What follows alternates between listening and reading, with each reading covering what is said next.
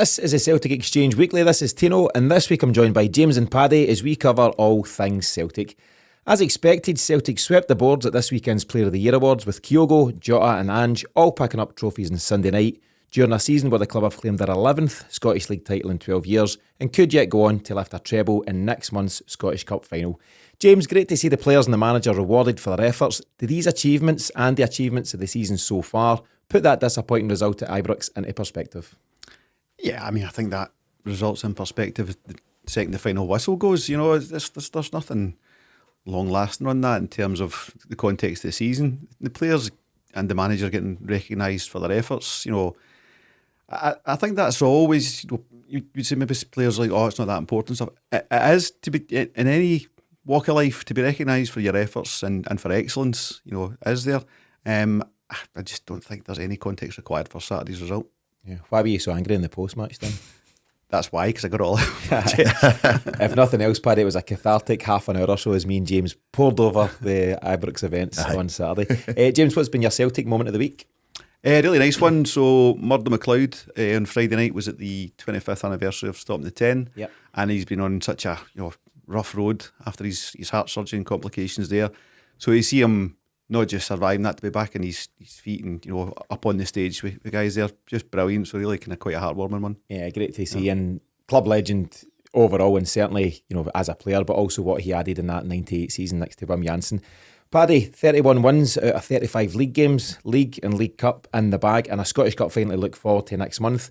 It's always important to look at the bigger picture, isn't it? You know, when we think about things like Ibrox and Saturday, and it's been some effort by the players so far.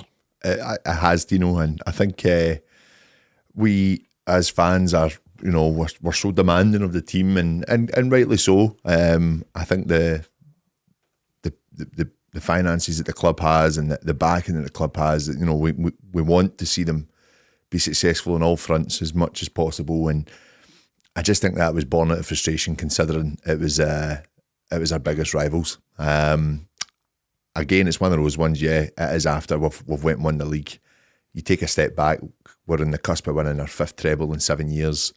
So it kind of, in the grand scheme of things, I'm not bothered by it, but I'm bothered by it. Did you know that way? Do you not get real Celtic in the 90s vibes off of that win for them on Saturday? The other way around? We would get away with that now and then we come back the next season when it actually matters and do nothing. I got massive, doing the other way around thing, I got massive Lennon, his first game in charge with Fortuna and Lee Naylor scoring, and how much we celebrated that, and their fans were pretty much like, we've just won the third title in a row. So, I've listened to a little bit from the other side after it, and actually, like, as much as we had an incredible line from Ailey Barber at the end of the show saying that the bragging rights are with them. I mean, how you can brag when you're about to lose another, well, you've lost another league title and you've not won anything this season.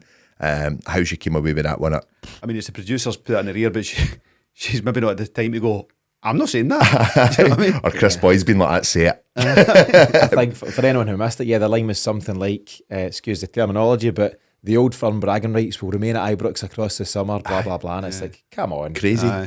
So, I mean, to kind of come away with things like that, it's been refreshing actually just to even see some of their fans being like, we still need to scrap everything that we have at the moment and start again. They know that isn't what they're going to be up against next season. Yeah. You know, they know, and we know, and they know we know. They know that we know that we know. Absolutely. Paddy, you mentioned the amount of trebles Celtic have won in recent years, and from the Player of the Year night last night, Callum McGregor was asked on stage, so about yourself, Callum, you know, amazing time as a captain, blah, blah. And what about your own personal record with trebles? Where are you at with in the amount of trebles that you've picked up and could soon pick up? It'll just be the 5, mate. Just be the 5. Just be the 5. And good fun. He wasn't being cocky. It was just quite good fun at the time. So it just shows you how impressive that's been. What about your own Celtic moment of the week, Paddy? Before I go into that, I had 3 minutes before he dropped in the Player of the Year award. Oh, the higher echelons of the Celtic Exchange. Absolutely. Things, BBC, Player of the Year awards. What a guy. Didn't get my invite, Paddy, you. And there's more to come. Yeah. Good on you. Moment of the week? Moment of the week actually was a little thread. I think it had been started. I didn't read the full thread. I didn't have access to read it all, but it was along the lines of basically playing down the Glasgow derby from England, English Premier League fans, and a Celtic fans replied saying, with all due respect, our fans are selling out our stadiums. This is one of the biggest rivalries in world football. There's no half and half scarves in these stadiums. And it was just like that bit of defiance for both Celtic and Rangers. And the Rangers fans responded and said, well said, mate. And he's basically just responded like, you can shut up too. I seen that. They get the Rangers fan was trying to show a bit of solidarity for the brand up here in Scotland. He went, that's a nice polite way I've put it, by the way. I thought that. You need to go and do your own digging online if you want to see what was really said. Okay, so let's take a look at what's coming up on this week's show. In this week's big topic, we'll look at those changes that Ange made for the trip to Ibrox and whether it was the right call at the right time or if it was a wee bit too much too soon on the day. We'll also then take a closer look at those end of season awards and at who won what on the night. I'll then be taking on the lads once again in this week's Mystery Celt, where I've been falling woefully behind in recent weeks, but don't worry, Paddy, I've been looking up some of Willie Mealy's old teammates the last few days and Ebenezer O'Reilly coming right up. Confident I'll be back on track after today. And finally, we'll close out the show as always with This Week in Celtic Media, where James has once again dug out something that we think you'll enjoy. Okay, let's get started by taking a look at the lineup at Ibrox from the weekend. But before doing so, I just want to come to you both on the very general question of how relevant the fixture was or not. So, Paddy, is that game ever a meaningless fixture regardless of what's going on in terms of league titles, trebles, etc.? No, I don't think it is. It means so much to the supporters. And I think that for me, obviously with the title won, I get that the manager's view of going into that game. I think the changes in the team speak for itself. You know, I can't remember who it was that said it. Carter Vickers doesn't go under a knife if that game's important, you know. If that's league decider, that team is totally different. Aye, absolutely. So for me, I think basically for fans, we want to go and see them win every single game, well, especially against our rivals. But for a manager, it's like, can they handle the pressure pot of 50,000 people that don't like them? And, you know, I answered a few questions. I think also on the same wavelength of that, though, we've got to kind of remember that there's a lot of players that come in on Saturday that aren't up to match speed. I think the summer's a big test for every single player that was part of that game.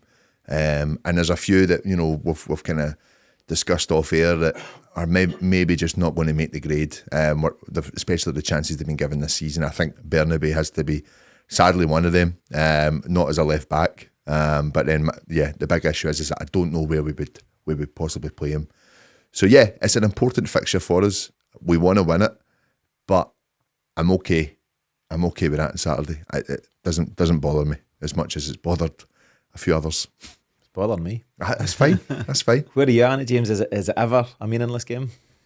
It's certainly not hanging over me. Yeah, I mean, it's not a meaningless game because it is what it is. You always want to beat them, you know, tiddlywinks or whatever, you always want to beat them. But, you know, we've been beat off them in the past and it lasts for days and a week and weeks and stuff like that. It's gone by Saturday night, you know, so that maybe tells its own story. Yeah, not lingering on me at all. Just a wee example, a wee bit of context. You might have seen that obviously Napoli lifted their first Serie A title in over 30 years last week. Huge celebration, some quite amazing pictures actually. And then lost 2-0 at the weekend in a surprise defeat to mid-table Monzo. And the reason for that win, probably because it just didn't matter. Aye. And that's the case with Celtic, I think, at the moment. Yeah, so the bragging rights are going to Monza? That's it. Hey, next year Monza will be all over that kind of stuff. Just you wait, Napoli. Monza are the coming. real Monza. Okay, so back to the question and questions of the lineup. So the notable surprises were Bernabei starting in place of Greg Taylor at left back and Oh coming in for Kyogo up top. We already knew that Kobayashi would start due to the absence of Cameron Carter-Vickers. So the first question to put to you lads, we were always going to be without two of the first choice back four with the enforced absence of Alistair Johnston and Carter-Vickers. So was it a step too far to then voluntarily weaken the lineup further by including Bernabei in place of Taylor? Again, no, I wouldn't say that it is. I generally think that because of the nature of the fixture and the league being done, there's no better time to try this. There's no better time to give these players a piece of what your hardest fixture of the season is going to be. I don't have any qualms about the lineup on Saturday. Yeah, there was a few surprises. I was surprised that there was no Kyogo because I generally think that Ange is the type of manager that wants to win that game too. But I also think he needs to know what he's working with. I really do, and no better time to try that. Do you just see it, Paddy, as a no-risk approach by Ange? You know, it's a free hit. For that game, it's a free hit. Yeah.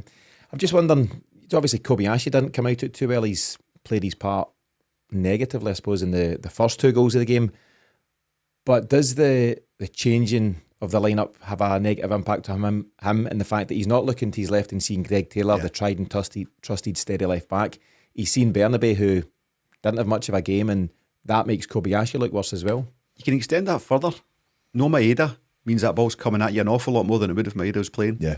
So there's more pressure on the left back position because the left channel's not protected from Maeda's excellent defensive work that he's been doing for so long. As we say, Ange is Maeda daft. If Ange wants to really take no chances on that game, Maeda starts. So I get that with Kobayashi, and you have to give a wee bit to Bernabei, but we still saw enough in their performances that we can analyse them in isolation. Kobayashi, centre half that's not fit enough in terms of not strong enough, get to the gym. That's just should never be allowed as a Celtic centre half. And Bernabei just shown, and he's not, this is consistently no defensive instincts. It's really hard to drill that into a player at this age. You maybe catching somebody at 17, 18. Steve McManus was a striker and became a centre half, but he was stepping back towards defence quite young in his career. So by the time he was 17, 18, he was a centre half, and he grew from there.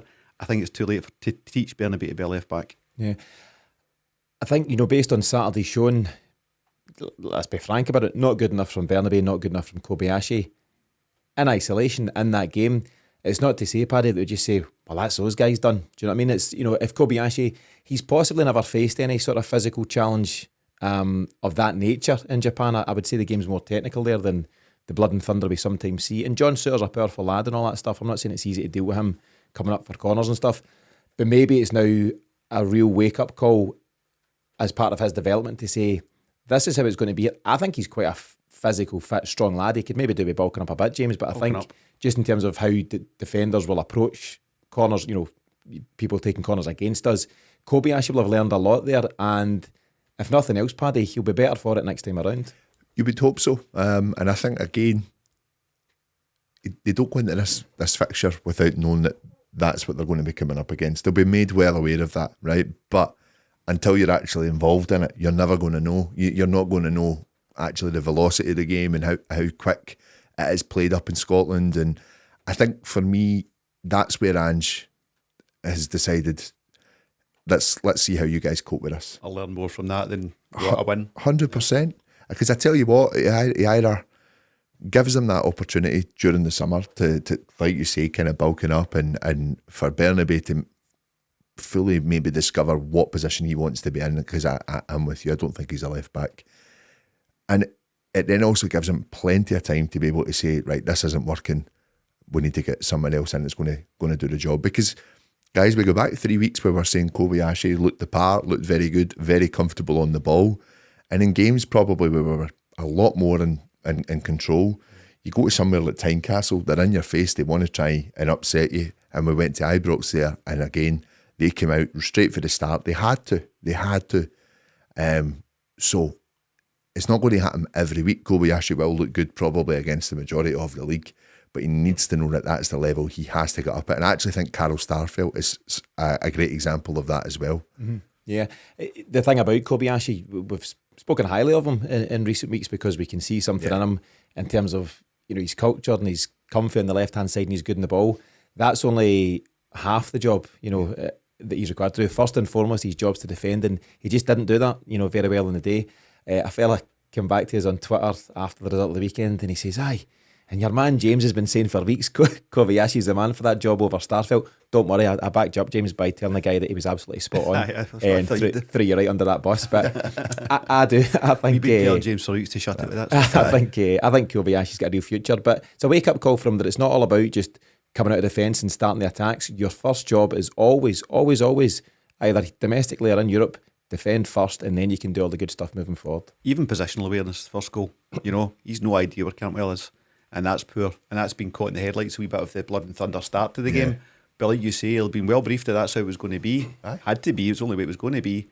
And he's just losing your man there. That's just, unacceptable. Yeah, but hopefully he can learn from it, and it's a great opportunity for him and others to do so. So I suppose the ultimate question, I'll come to you first, James. So from Ange's point of view, that environment, Ibrox, it just presents him with that perfect opportunity. Celtic are at home to St Mirren. Is it Hibs away the other game? Aberdeen. And then home to Aberdeen. Those tests are going to be nothing like what you face against a hostile crowd at Ibrox. So it is a unique opportunity he's had there, and obviously the likes of Bernabei, Kobayashi and Oh were the real focal point on whether they could handle that or not. Bernabei and Kobayashi were unused subs at Ibrox in January. That's their only experience of the fixture. And Oh, I think he was even in the building at that point, so he hadn't even set foot in Ibrox until then. So ultimately, James' question being, was Ange right to take advantage of that unique opportunity as part of the ongoing development of these players? 100%. Yeah, you don't have any niggling annoyance that you name your best team against Rangers and then you can change it up and all that stuff. There's a lot of people, I think they've got a point, saying you don't tinker with that fixture. You get the win first, or you at least get a foothold in the game, and then you can bring Bernabei off the bench or Oh. Do you think that would have been the wrong approach? So see that back four, right, and all the changes that were there from Johnson, Carter, Vickers, Taylor. That could be your back four if injuries go against you in the first Champions League fixture next year. Do you want to find out then, or do you want to find out now? Yeah. So that's the time to do it. They know the work they've got to do over the summer. I actually already, when I was doing a wee bit of sketching and stuff and saying what I would like to have, I already had a new left back in my kind of wish list. And I wonder if Ange was having we think we need a left back, let's find out if the boy can step up. Mm-hmm. Yeah, we need a left back. So you learn that now, not down the line. Yeah. Paddy, I suppose here's a scenario. Celtic go full strength at Ibrox on Saturday, win 2-3-0. What do you learn? Exactly. You've made the point I'm kind of making on this. Is I think that he knew that this is a fixture where he could say, right, let's see how these guys cope with this pressure. As supporters, we want a team that goes out and wins the game. Absolutely. That's why we're not managing. That's why we're not in the dugout. And he has enough credit in the bank to say, do you know what? I'm going to test these guys and see how they go on. And listen, the players let him down. The players did let him down, let us as fans down. They will know that. I don't think they'll go free after that game. But for him, he will have so much more answers now about players that he's been a little bit unsure about. And I tell you what, I wouldn't be surprised if already this week we're talking to our scouts and basically getting the mission starting now. Yeah, if they haven't been already. They will have. I think he'll have learned so much. And he might have made some calls on, do you know what? I know that such and such a person can't do that job, and that's conclusive evidence for me. Or he might say, okay, this is what I need to develop in that player, because Ange is a coach in the truest sense, and he might see something, say it as Bernabei, and he'll think, we need to do more work on his defensive instincts, to give your example, James, or Kobayashi, positional awareness, whatever it might be. So he'll have learned things both in terms of how we can improve these individuals, but maybe also where there's still gaps in the personnel if we're looking to have a serious crack at things in Europe. So, I suppose in answer to the kind of more general question I've put to you, the answer is Ange is right, as always. Mm-hmm. Every time. I don't know why we doubted him. Stupid question by me. Must try hard. Must try hard. Yeah.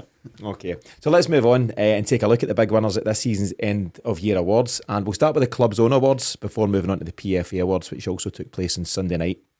At the Celtic Awards, Kyogo was a big winner in the night, lifting up his own treble in the shape of Player of the Year, Players Player of the Year and Top Scorer. James, the right choice for you, or do you think there was another deserving winner of any of those? Top Scorer, we'll give him. We'll give him that. You've done the math on that one, aye? Yeah. Calmac, for me, should have been in there somewhere, whether it's Player of the Year or Players Player of the Year. I suppose players don't want to suck up to the captain and go Players Player. So, and Kyogo's so lovable, so he's going to get the nod for that. Probably Player of the Year was Calmac for me. I think he's just instrumental at everything we do, but yeah, I've no complaints. Yeah. What were you, Paddy? The Players Player one was interesting. So they show you the kind of tallies, they show you the various players given their, I think it's Kyogo this year, I think it's him. And for a time, Kyogo and Calmac were neck and neck, up till about 6 each. And then Kyogo's figures just went through the roof. He ended up with about 18 votes. And it shows you just how highly respected he is in that dressing room. Absolutely. I think Calmac and what he does and what a lot of fans don't see when they're following the ball. McGregor is just an incredible footballer. There's no disputing that at all. What I think Kyogo has done this season is step up and delivered. I think his goals have been so crucial, scoring some massive goals for us this season and on a consistent basis. He's frightening. He's a frightening striker to play against, and I think it's knowing that probably we're all in agreement here. He could get better. He could get better. So I think it's the right thing to do. I think it's the right awards for him. I think, he'll feel great about himself, and if we keep him for next season, I wonder how many he'll score then. Yeah, his confidence must be flying high, and you could see it in him, kind of very infectious character and just really lively. I was chatting to someone who put the case forward that they really thought CCV should have got it. If you don't defend, you don't provide that platform to the guys up front. My response was goals change games and all that kind of stuff. And I suppose it's harsh on the defenders, isn't it? But it's always the kind of forward type players that get these awards. Of course, in some of the defensive, it's not uncommon these days that sometimes there's a defensive block clearance. You get fans off their seats cheering and stuff like that. You always get fans off their seats cheering for goals. Football is all about goals, and Kyogo's the one putting the ball away. And Ange's all about goals as well. He's always been an ever present for us this season as well, I think. He's been well managed, yeah. So it's what he's given over the course of the season. Obviously, unfair on Calmac and CCV. They've had their injuries at the earlier stages. So, no, it's just it's that consistency I'm talking about. He's been brilliant. I also think you need to give him credit for his mental resilience after the real disappointment, very real disappointment of missing out in the World Cup. It's a player's dream. It's every player's dream. And he'll have found out, whatever it was, early November, that wasn't going to be a reality for him. To then accept that, shake it off, and then come back with the goals that have clinched the title and put us in the the edges of lifting a treble, says a lot about him as a personality. It does. I think he's thoroughly enjoyed this season as well. Been able to brush that aside. And no offence to Maeda, but probably questioning, I'm doing a bit more here at this club than this guy. What do I need to do? What do I need to do? It must have been quite a hard one for him. I don't know if you guys have heard lately as well that apparently the Japan manager never even stepped foot in Scotland in the European tour. It's been two scouts that have went to watch the Japanese players. That's a concern for me. Because if there's no interest, if there's no real interest in people coming to watch them, especially their own manager, then do they start looking elsewhere? Kyogo's got the opportunity next season, as we mentioned, to make an impact in Europe, and that's where you can really judge him. There's been the unfair questions at the moment. The best since Larsson, better than Dembele, and all that stuff. You can't answer that just yet because he's not fulfilled his Celtic potential. But next season's the big one for him. He's obviously done amazing things so far, 50 goals at the club and all that. But next season, he's going to have a real opportunity to make an impact in Europe and show that he's developed under Ange as well. And if he does that and gets some big goals there and manages to be part of a team that maybe qualify from the groups or go on some sort of extended run, at that point you can then have the serious conversation, can't you? I think that's right, and I think that's only fair as well. It's maybe the not getting picked for the World Cup there is maybe a double impact of the manager has seen Kyogo just not quite as good as he could be, in terms of a couple of chances missed at Champions League level, and he's went, well, maybe that's not what I need right now, and that's impacted on his decision to not pick him, which would be doubly disappointing. But all the more opportunity this season to go and show him, go and score against the best in the world. Yeah, I don't like the Japan manager. I don't like his attitude, Paddy. No, very dismissive. No. But you're right, he was meant to come in this charm offensive across Europe and meet the various managers. He's not bothered coming up here, which is interesting. Particularly Ange, who's been a manager in Japan. Mm-hmm. Yeah, he could have learned a lot, but anyway. As Paddy had mentioned earlier on, as much as myself, so I was there last night at the Player of the Year as a guest of Glenn and the team at Impact Signs. They provide all the branding for trophy presentations, cup finals, etc. So just a small thank you from me for the invite. They are really good folk and a really enjoyable night. James, as an aside, I also won 6 bottles of hooch in the raffle, which I've no idea what to do with. So if you fancy them, they are all yours. Other awards, so Young Player of the Year, that went to Matt O'Riley. Easy to forget, he's still 22. You don't automatically think of a guy like that in terms of the young player. And in his acceptance speech, he said that a big part of the success of the team was that there was no egos in the group. And I think you can see that, Paddy. They do come across as a really humble and hard-working group of players. Yeah, I think that the only chance of an ego in that team would have been Giacomakis, potentially. And you kind of see what happens there when people spit the dummy and want out or do it in the kind of the wrong fashion. They're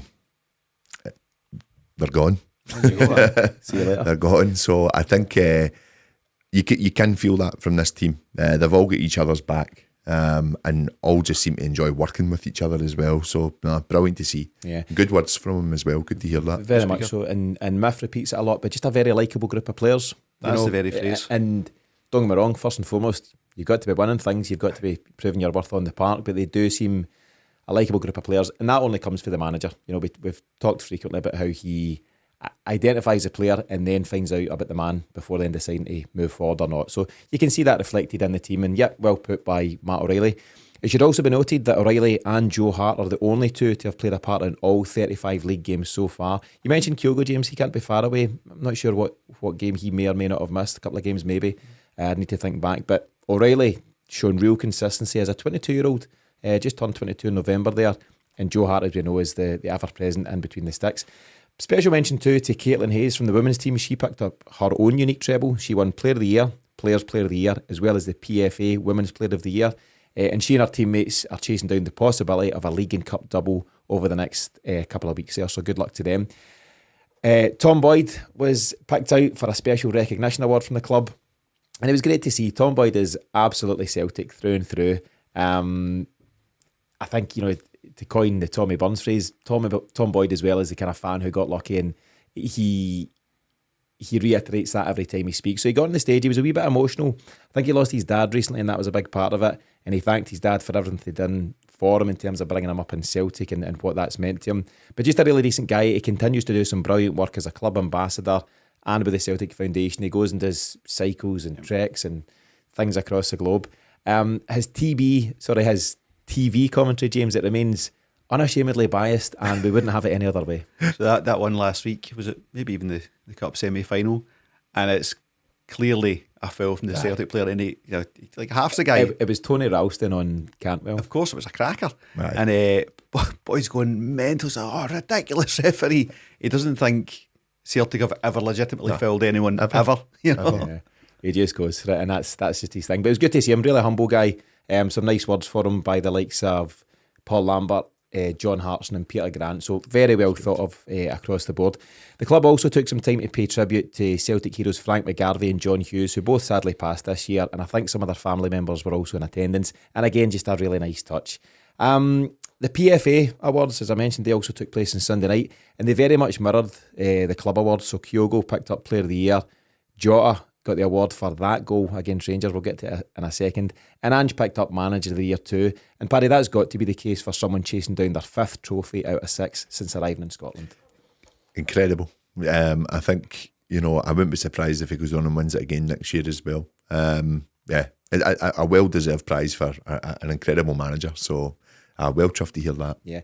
Paddy, are you in full agreement with the goal of the season? So just to remind, it's Jota v Rangers for that iconic chip over John McLaughlin, and the celebration. He probably gets points for that as well. Just, it was so iconic, and I don't think it could have been any other goal, could it? Do you know, I've laughed at basically some of the takes from the rest of Scottish football that it shouldn't have been anywhere near it. I don't think that any club in this league has a player that can do that. Nah. I mean, I thought the standard was good in the reel, in terms of the competition for it. But it's McGregor's quickness to find O'Riley. O'Reilly's ball is outstanding. Yeah, he cuts like through 3 or 4 players, and then Jota to get that extra big leap, in stride and clip it over McLaughlin with it. Aye. And then any time a player scores a goal and he gets to start celebrating it before it crosses the line, always a fan of that. Yeah. Always a fan. I don't think it's just a goal of this season. I think it's a goal for the ages. Aye. Fixture, you said it's up there, with Larson for that fixture for you, and I think it is. I think when the AI robots take over in years to come, they'll be talking about this, Paddy, and saying, did you see that goal, lads, back in whatever it was? I just thought it was class all over the back, and to do so in such a big fixture as well, with the pressure that comes with that, absolute class. So Jota won the award at the players' night, at the club night, and at the PFA, and it just shows across the board, thankfully, that everyone saw sense in the class in that goal. Paddy, the PFA awards are obviously different in that they're voted on by fellow professionals. So I believe the managers vote for the manager, and they clearly see the talent in Ange, and the players vote for the player, and that must be a huge honour for your peers to be picking you out as the main man. Definitely, because again with that can come some bias, I suppose. So it's nice to see a true reflection of how the season's panned out. I think over the years we've seen some questionable awards been given out, and I think last night was fairly accurate in that sense. Do you think Ange got 9 votes, but Davy Martindale voted for Beale and Beale voted for David Martindale? Is that pretty much it? Might have been a bit of that going on. So, but listen, well done again to all who lifted trophies at the weekend, and hopefully they'll all be lifting one more trophy at Hampden next month.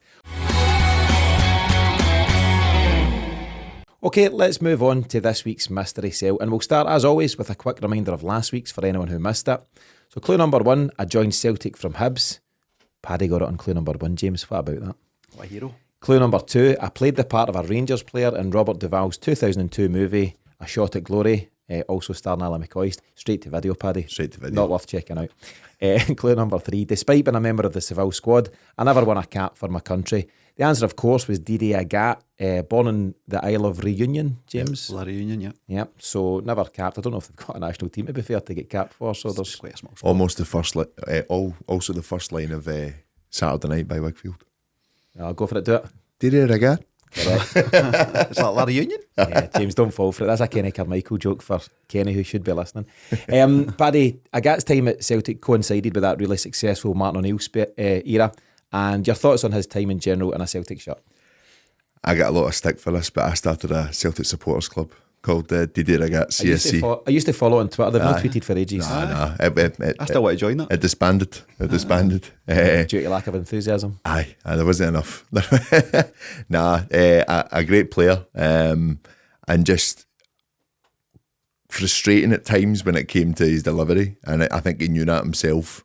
But I remember first few seasons, just he galloped past anyone with a ball, and it was a bad tackle. I think it was Austin McCann, Durham at Tynecastle. It was Andy Webster. Andy Webster. I was reading about it earlier on. I didn't remember it, but I was just researching it. Right, okay. Like a professional. I think it was Austin McCann, but we'll come back to that. You'll be wrong. That's the mystery injury. James, have you enjoyed Paddy's final appearance? What am I kidding, Paddy? It's an open forum here. Let's chat it through. Listen, I thought after that we kind of seen him not go to the same lens again. The deliveries in Seville were nothing short of incredible. We'd all been waiting in A crosses, and they came up at the right time. Especially the one Larson, the one at the back post, just an incredible ball in from him. I think I hate using the term underrated, but I think a lot of people do forget how important he was for the way we played under O'Neill. Just a very good player to watch. Yeah. In terms of his fact fill, James, so played for Wraith Rovers and Hibs before joining Martin O'Neill Celtic for around about 50 grand. There's various figures online say it was only 27, some say it was 55, so maybe Some say it was somewhere Andy Webster. That's the tax man.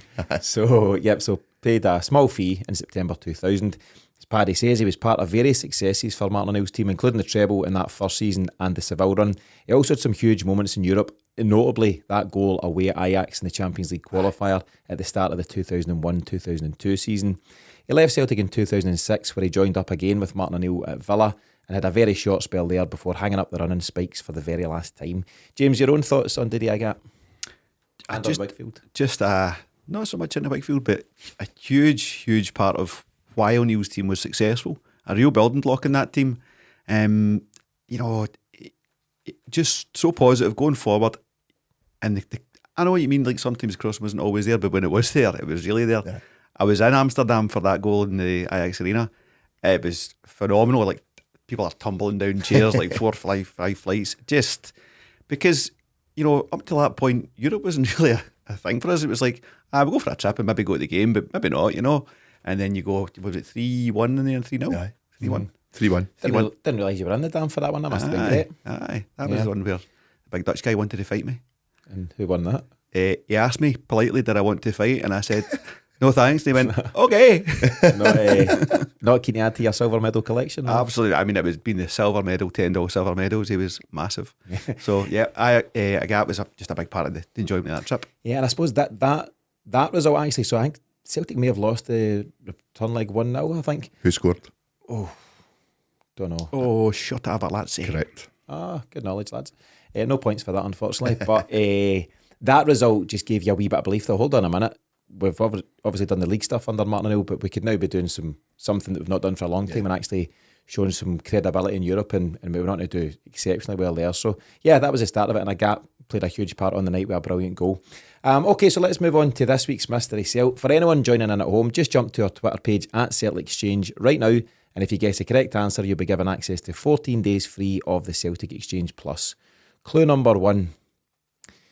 My teammate Willie Mealy... I'm only kidding, Paddy. Clue number 1. My first medal with Celtic was a runners-up one in the Scottish Cup, before I then went on to win the league and the Scottish Cup during my time at the club. Some silence for the listeners, they love that. Stan Varga. Not Stan Varga. Clue number 2, I scored 2 goals in 90 appearances for the club over a 6-year period. Paul Telfer. You're Naylor. Not Telfer, not Naylor. And clue number 3, since my playing career ended, I've managed at several clubs, including one currently in the Scottish Premiership. And as always, you've got until I read out this next wee update to provide your answer. He's not currently the manager in the Scottish Premiership. He has managed a club who are currently in the Scottish Premiership. Got it? All clear? Yes. Have a wee chat amongst yourselves. So while the lads are guessing the wrong answer to this week's Mystery Celt, a quick reminder from me on what's coming up this week at the Celtic Exchange Plus. On Friday, we'll have the big match preview ahead of Saturday's home game with St Mirren, the first time the boys will have been back at Celtic Park since winning the title. And as always, we'll then be back shortly after the game with our match reaction show.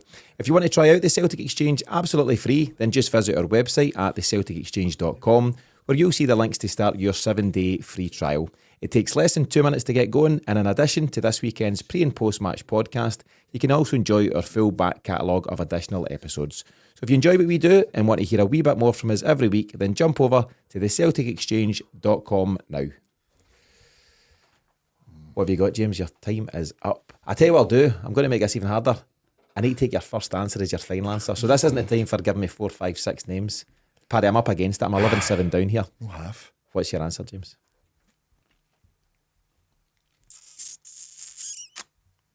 DDK. It is not. You got anything, Paddy, just for fun? Throw it in, you might as well. I just say it. No, you won't get penalised for it. Gary Caldwell. It's 11-8. I'm back in it. Back in the hunt. So We had to throw that one to keep it interesting for the listeners. you've done great. You've kept it Saturday. there's never a meaningless Mystery Celt. Paddy, you know that. We've learned a lot here today. Yeah. But remember, if you think you know the answer to this week's Mystery Celt and want to enjoy 14 days free of the Celtic Exchange Plus, then simply reply to our pinned tweet at Celtic Exchange using the hashtag Mystery Celt. Time for this week in Celtic media, where each week we dig out something of interest from the world of Celtic online. James, what have you got? Always great to have anything that's got Martin O'Neill's name on it. So he was interviewed just over the weekend, I think it was, on Talksport with Jim White, who's not as bad as I thought. He's all right. And Simon Jordan, who I'm not a fan of. It was just, and he was just talking a wee bit about the fixture at the weekend, and one thing was really interesting. So first thing he spoke about was coming off the bus at Ibrox and stuff, and he'd end up like giving them a wee bit of something back kind of thing, and then the absolute, the volume went through the roof, like under the gauntlet. I thought it was really interesting that he said Lubo is one of the most talented players he's ever worked with. Sorry, not one of the most talented two-footed player he's ever worked with. Given that we were always frustrated that he didn't use Lubo enough and should have used him more, and he went on to say a wee bit, that his age was against him. It turns out Zinedine Zidane is a huge Lubo fan. Aye, I've seen the that. quotes. Yeah, exceptional stuff. When he was a big fan of what Ange is doing, he said his mentality is a huge thing, because it was a lot of adversity when he first came in there. It was hard, getting players to gel, and then something just, and we all knew that, it was maybe in Betis, maybe in Europe, it just went, something's clicked here. And from then on, it was a steamrolling. Simon Jordan thinks Ange will get offers, and I think, he's maybe had some interest already, Brighton and the likes.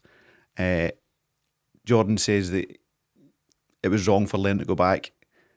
O'Neill is a loyal man, and he just went right in. He's just like, no, he was the only man to do that, and there's not a lot of us would necessarily agree with that. I thought just that wee point was interesting, because we spoke about Neil Lennon's interview recently with Peter Martin, and how Lenny himself feels disappointed that some of his former teammates maybe, in his opinion, let him down or threw him under the bus or whatever.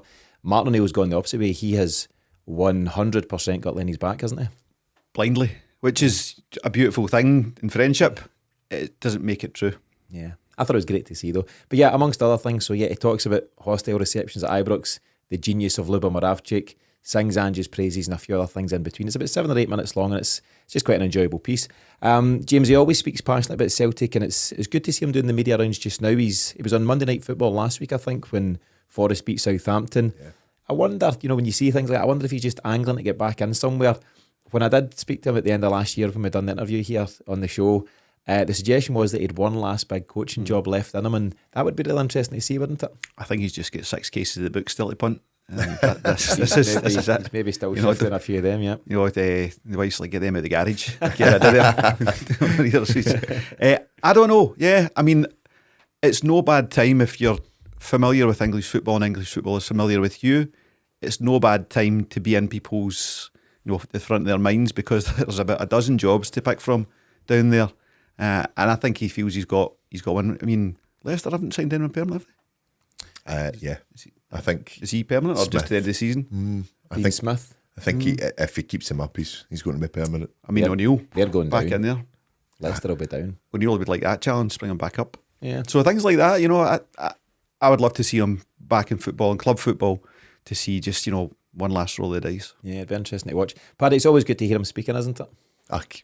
Just like an incredible manager, and I think, like you, Tino, I'd quite like to see him maybe go for it again and just try one last club, give it a go. I think the one that really got me for O'Neill was Aston Villa. I think after Celtic, and just what he done for them and getting them into like top. I think he got them 5th a couple of seasons, on the cusp of top 4, and just how important that was for them at that time.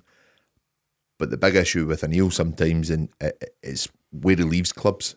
And I think obviously ourselves included in that, what he promised certain players, but the age of them was against Celtic in terms of trying to wind down contracts. He kind of done the same at Villa.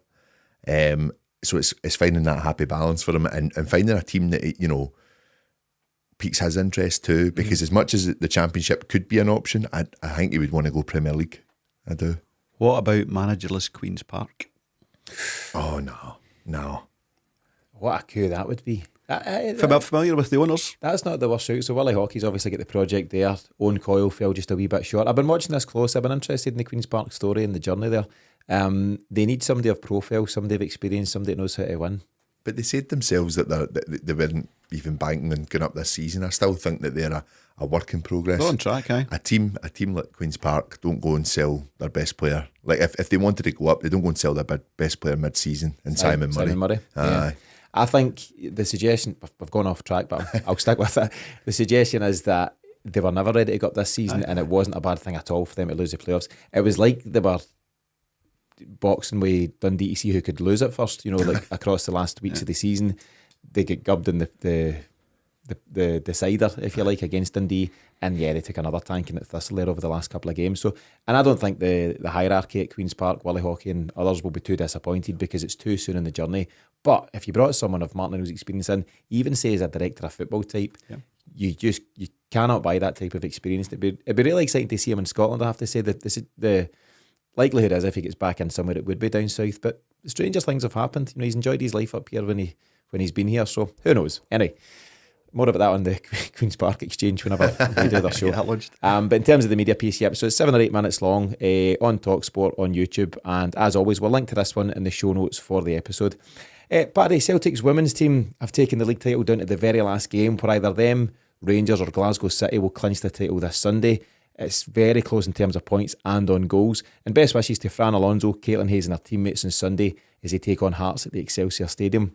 Myself and Paddy were there on Thursday night of the game as 9,500 fans, a record 9,500 should add, watched the team beating Glasgow City 3-1 to keep the title dream alive. Thanks to Natasha at Axum and various others for inviting us along on the night. Really enjoyable. Paddy, what was your take on it? It was an exciting one, wasn't it? Do you know, it was a great occasion. I think the first half, you could tell there was a lot of nerves. They're playing in front of a crowd and a boisterous one at that, behind in the Celtic, the hopeful Celtic end. And it was just great to see the atmosphere for the players coming out and what they came out into.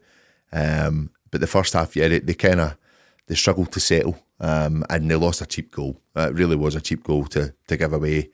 But then just a total resurgence in the second half, and I don't know whether if it was down to shooting into that end, it maybe played a part. In fact, the fans were just sucking the ball into the net. Absolutely. But they were.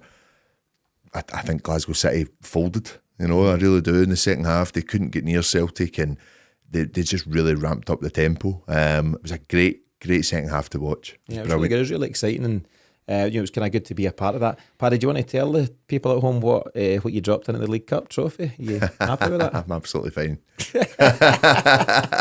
We'll leave that where it is, but drop Paddy a DM if you want to find out. Just a brazen lack of respect by Paddy on Absolutely. the night. Just to get the permutations for potentially winning the league. Yeah. It's if they win, they have to win by a few goals, and as long as City don't win, is that it? They can draw or loss. Here's the simplest breakdown. Glasgow City are 2 points clear at the top at the moment. Celtic and Rangers are both 2 behind. Rangers are a goal better off than Celtic at this moment in time. 2 or 1? 1, I think. Rangers play Glasgow City, so something's got to give there. Yeah. Celtic, as I mentioned, play Hearts, so there's various permutations. You're looking for a draw, basically, and a Celtic 3-0 win. Celtic win by a couple of goals. So it's all there for them, and they obviously then go on to play Rangers in the Scottish Cup final. They're looking to retain the trophy, and that's at the end of the month. So they're going good guns. Fran Alonso is the most enthusiastic guy on the planet, so we kind of met him pre-match and stuff, and he was absolutely buzzing, and you seen the way he responded with the crowd and stuff like that. So, they've built up, a decent audience there, and I think more and more fans are tuning in. It's the first game I've attended, and I have to say I really enjoyed the entertainment of it all. So, it was good to see, Paddy. It was a great spectacle. I think, like you say, Alonso, he's got something about him. I think he really thrives off the bigger crowds being there as well, and hopefully instills that onto the team too. That's obviously the most important thing for him, is making sure that these guys are going into every single game motivated. But the celebrations at the end were great to see. They really bought into the support that they had, and it was a great occasion. I'll just let the guys know. So basically, with the League Cup trophy, I somehow managed to pick up one of those gastropub style fish and chips, and as I've picked this tiny wee portion up, I've somehow bumped my hand, and the fish went flying into the League Cup trophy. So the fish goujon's doing the rounds. And as Tino and I were making our way out of the stadium, we were with the people for the boardroom that were taking the trophies back, and they were like, "Oh, there's crumbs all over us." Aye. Some idiot spouts some crisps or something in this trophy. Somebody spouts on. Terrible that.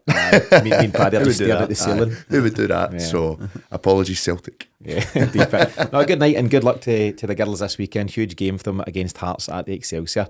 James, we can't break that points record of 106 for the season, but the opportunity remains to smash through the goals record. What are you expecting over these next few league games, and what's your final thoughts for the week? I'd be tempted on Saturday to go with the same team. You've shown me that didn't quite have it there. Go and see if you can redeem yourself. Keep the pressure, positive, healthy pressure on them, and show them he's got a wee bit of faith in that. I want to see you do this, and then if you don't, you don't. That's just the way it is. So, but no, it's a funny time of the season. We're kind of freewheeling towards Scottish Cup final. Interesting that Cali Thistle have got a month of nothing. It's not great for them. I don't think that. Not fair. No. Mm-hmm. I don't know if they can get around and get some friendlies in and stuff like that, but they're struggling too. Because nobody else is available. They're still playing football, Well, I suppose they can maybe guys in your own division, they're on the beach, so it'll be tricky. But that's us freewheeling towards it, and that's the focus now is towards that. And obviously, you still want to get the goals tally for Paddy. Absolutely. Well, that's it. That's what it's all about, isn't it? I need something. Paddy, also, I need to just thank you for your effort in being here tonight. So, Paddy actually had a puncture just before coming in to record. So, our thoughts are with him at this difficult time. That was a nightmare. Between fish and tyres, you've got me tonight, mate. Paddy, it's one to look forward to on Saturday at Celtic Park. As I'd mentioned earlier, it's the boys' first chance to play in front of the home fans and securing the title. Not something to be taken for granted as well, for those in attendance. It should be a great occasion. So your thoughts on that and your final thoughts for the week, please. Yeah, I kind of agree with James in this one. I think we really want to test these players, and obviously the changes will be ready. I think maybe could easily come a bit more prominent if it's not working. He's still kind of stuck to that hour mark time for the substitutions on Saturday. But no, I think this is the best time to see where these guys are at. what we're going to be dealing with for next season. So yeah, I think massive few games actually, just to keep ourselves up to speed for the final as well, but just to see, you know, what we're working with. Are these players going to really come and knock the door for a starting place for next season? As it stands, I'm pretty unsure about the 6 that come in, to be honest. Still think there's maybe a long way to go with some of them, but I also understand that it takes a long time to get up to the speed in which we play and in which the league plays as well. So very early days in their careers, I'd give them a bit of time.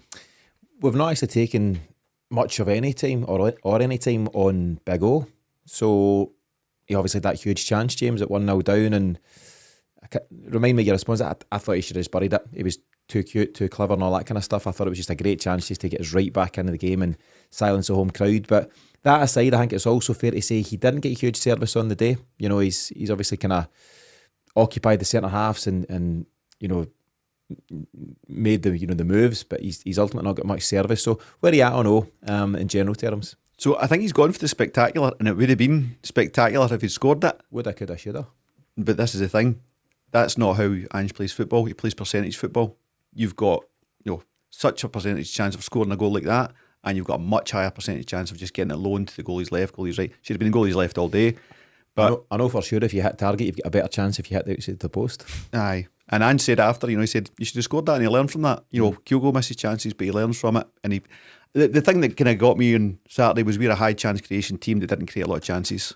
So that's always going to cost you when you miss your shots. Paddy, I've just remembered, good friend of the show, Martin McDonald, sent me a message this morning saying he's hoping you're going to see your end of the deal out in terms of a bet that you and him have on how many goals O will score next season. Am I right in saying you're confident he'll get 15 plus? I think so. Yeah. I just obviously dependent on the next 3 games that they're massive for him, but I still think there's enough about him. I really do. And yeah, he has went for the spectacular, and I think he's got that bit about him as well. And a game, I think it just comes with game time for him. I still just think there is something there. It's pretty raw at the moment, but I still think there's something there to work with. We look at the chances on Saturday. We even think about O'Reilly's through and goal. Also, the opportunity where O'Reilly should be throwing his right leg at it and getting it on target. Abada. Aye, and then Abada as well. Yeah. That's 4 big chances. 4 big chances, you know, and we were getting a lot of joy down the right hand side when we think about it. So no, for me, O is still very early days. It's still very early days. I think a good summer, hopefully he kicks on from it. But I just think he's very raw. I think there's bags of ability there. It's time to start seeing it. I think if he's going to score 15 goals, he'll have to dislodge your new £10 million striker first. That wouldn't be easy. Bold. Paddy, coming up in the next few Marty weeks. says the bet's for a substantial amount of money. Now, you don't need to reveal how much, but is it enough to buy a new tyre for that car of yours? Dave, can you play the music for the end of this show? So that wraps things up on the latest episode of the Celtic Exchange Weekly. Thanks to James and Paddy for joining me today, and as always, our thanks to you for listening. Remember to send your mystery Celt to us on Twitter if you think you know this week's answer, and beyond that, don't forget to visit thecelticexchange.com, where you can start your free 7-day trial and enjoy all the additional podcasts we offer to subscribers. But in the meantime, from myself and the team, thanks for tuning in, and we'll see you again this time next week.